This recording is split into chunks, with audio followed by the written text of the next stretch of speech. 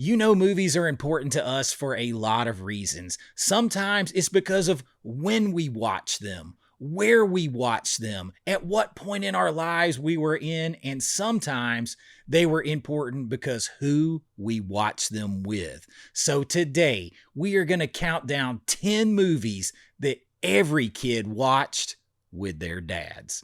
So pop that tape in. I got you. Let's go do this.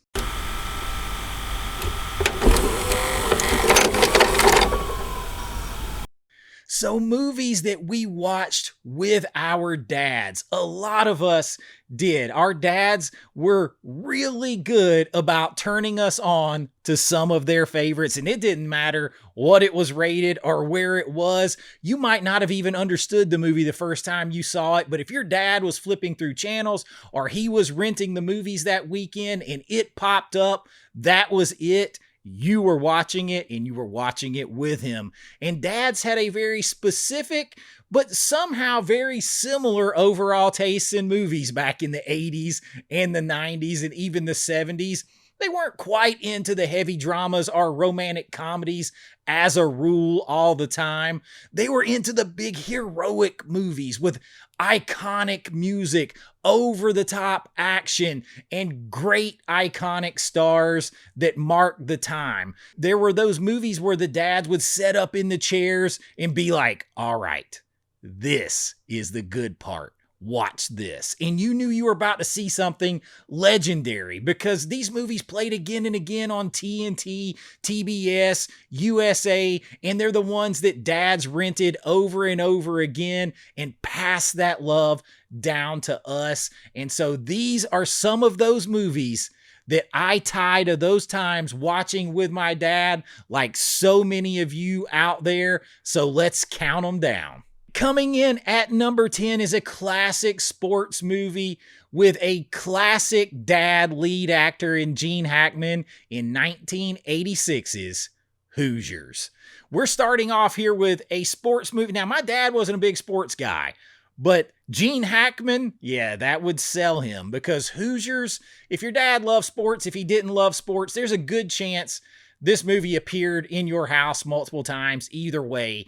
And by accident, if you had TBS, this thing was on. And what's funny about Hoosiers is it's not flashy in any way, which fits Gene Hackman. There aren't massive action sequences. It's just a awesome, beautiful story told about basketball, teamwork, and redemption. And like I said, Gene Hackman plays Coach Norman Dale in the movie, a man who's trying to rebuild his life by coaching a small town Indiana high school basketball team.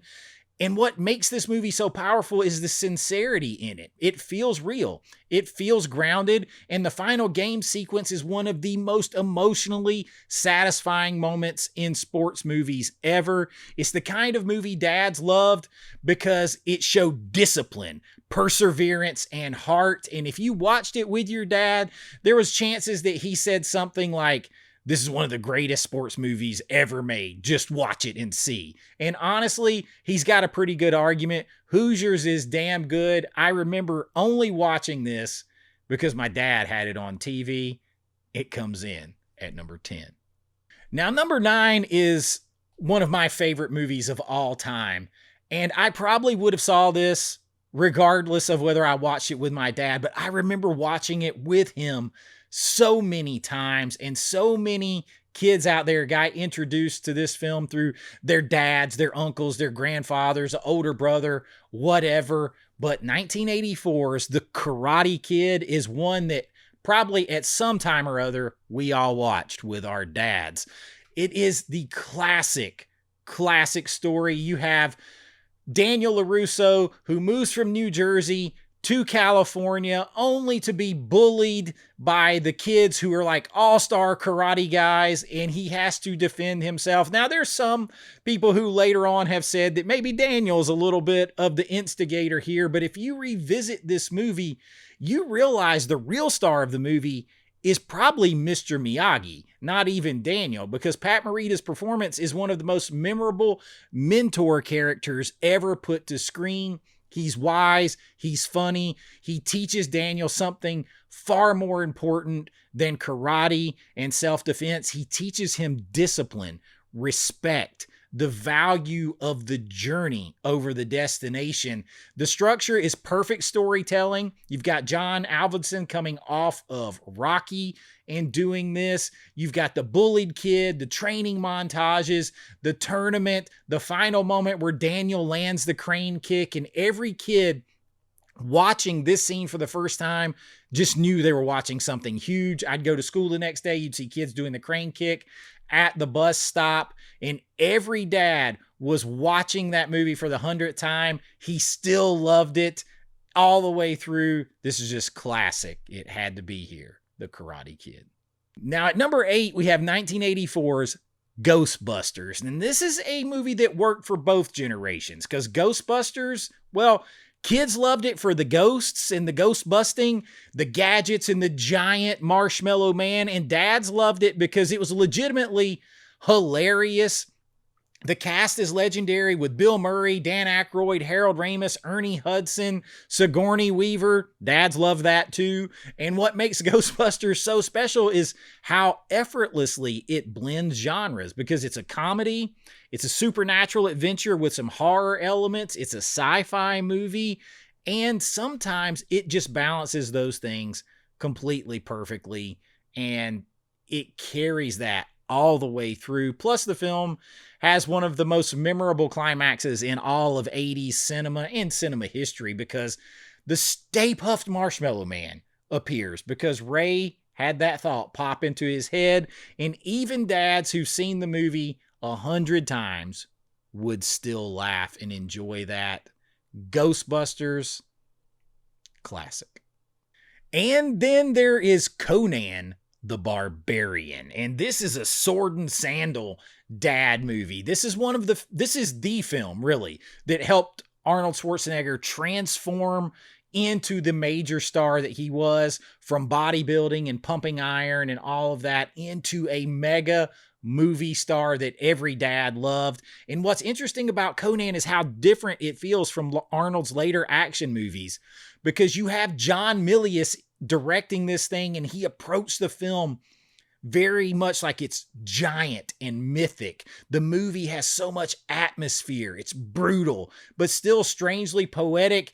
You know, the things that maybe your dad didn't get back then, he just knew it all mixed together to be awesome. There are long stretches where almost nobody speaks, just music, visuals, and sword fights. And for dads who grew up reading fantasy novels or pulp adventure stories before that, this movie felt like it brought those things to life. And Arnold's physical presence made him the perfect Conan. He didn't just look like the character, he was the character. He looked like he stepped straight out of a Frank Frazetta painting onto screen, and he was Conan. And it launched him into the stratosphere in movie history and for every dad out there. Then there's one that came a little bit later. It's 1993's The Fugitive. And look, this is Harrison Ford, one of my favorites all time, maybe my favorite actor of all time. But this is a movie that almost anybody's dad would stop on every single time it was on. Harrison Ford plays Dr. Richard Kimball, a man falsely accused of murdering his wife. It wasn't me. It was the one-armed man. After escaping custody, he begins a desperate attempt to prove his innocence while being hunted by U.S. Marshals, and leading those Marshals is Tommy Lee Jones, another dad favorite, who delivers one of his most memorable supporting performances, particularly of the 90s. And the movie moves like a freight train. The pacing is incredible. Every scene pushes the story forward, and the famous dam sequence is still one of the most intense moments in 90s cinema. But what really makes The Fugitive work is Harrison Ford. I love him. Listen, I love him. He brings that sense of desperation and determination to the role. He's not a superhero. He's just a man trying to survive an impossible situation and prove his innocence, which makes the entire chase feel incredibly real. A dad classic, just a damn good movie, The Fugitive. And at number 5, we arrive at one of the most iconic movies of the 1980s. That's 1986's Top Gun. The film that didn't just make Tom Cruise a star, it made fighter pilots seem like the coolest people on planet Earth for a long time. You've got director Tony Scott, who brought incredible visual style to the film the way he always does. Sunsets, aircraft carriers, the jet dogfights, everything in the movie looks like it belongs in a music video. And the soundtrack, let's be honest, every dad in the 80s loved the soundtrack. Danger Zone, Kenny Loggins, all that Tony Scott style, the Super 35 millimeter camera usage, all of those things, the competitive spirit. You got Tom Skerritt thrown in here for dads too, the rivalries, the camaraderie, all those incredible aerial battle sequences, which look great on big screen and just as good blasting through the speakers in your home, on your TV. Absolutely iconic 80s action dad movie, legendary. What are you going to say about Top Gun? But at number 4, we have one of the greatest movies, maybe not film if you want to get into cinephile, all that kind of stuff, but one of the greatest movies, if not the greatest movie ever made, 1975's Jaws.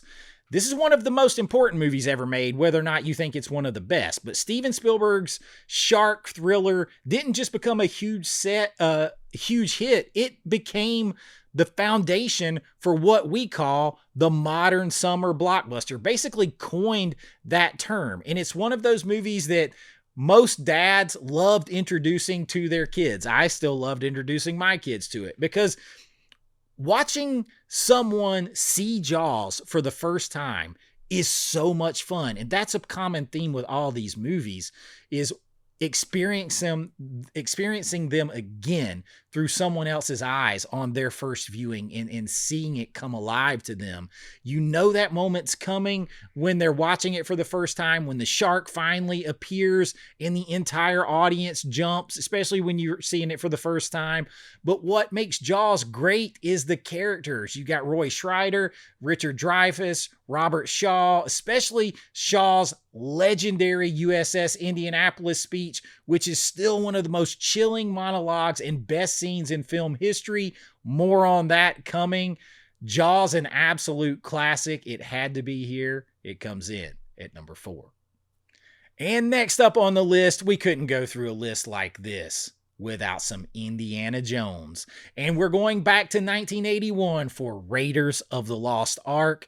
And few movies capture the true spirit of adventure and old school Hollywood spectacle action filmmaking like Spielberg and Lucas's Raiders of the Lost Ark. Those two combined is legendary, and they combine to make one of the greatest heroes of all time, Indiana Jones.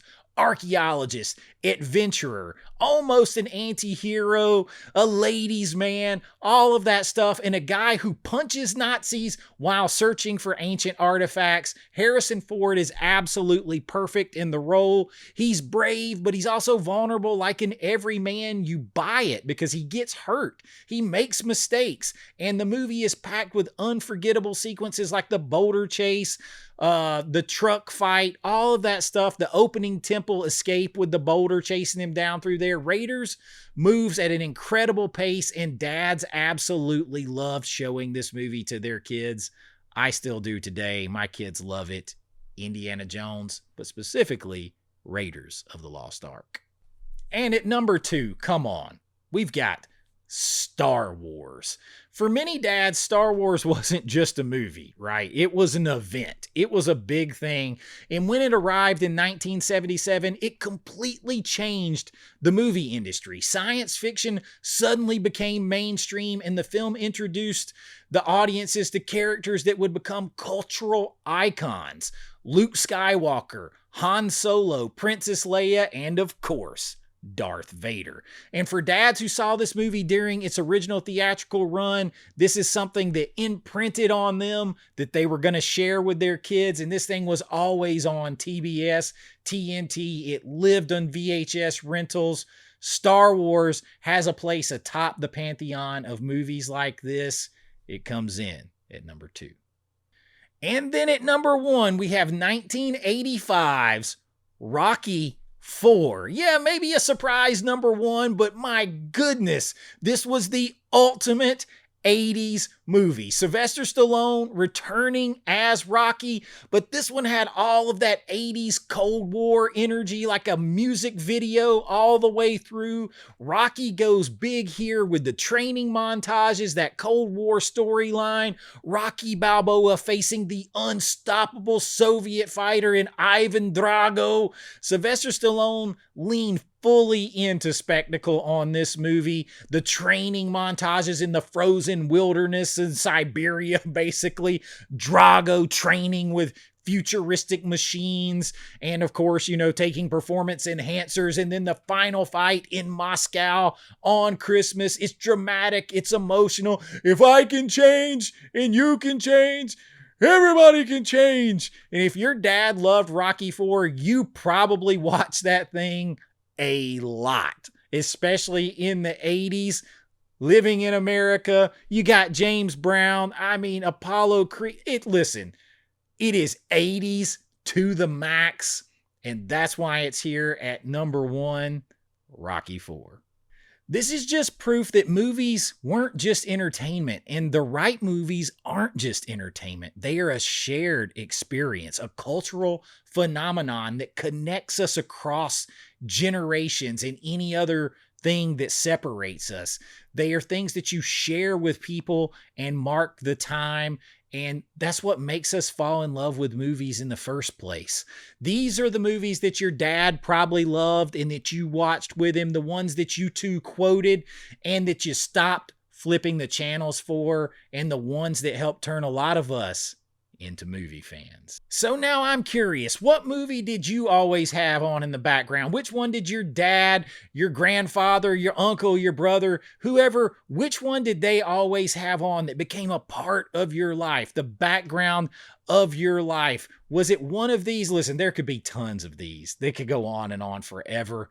These are the movies that brought us together, and they make us remember them so fondly. And I want to know which ones you remember that way. And until next time, listen, if you enjoyed this, please like and subscribe. It really helps out the channel. If you enjoyed what we're doing here and you want to help support a little more, you can join my Patreon. The link is in the description.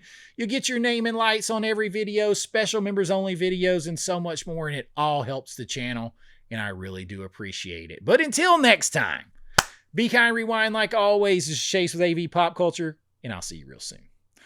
Bye-bye. I know.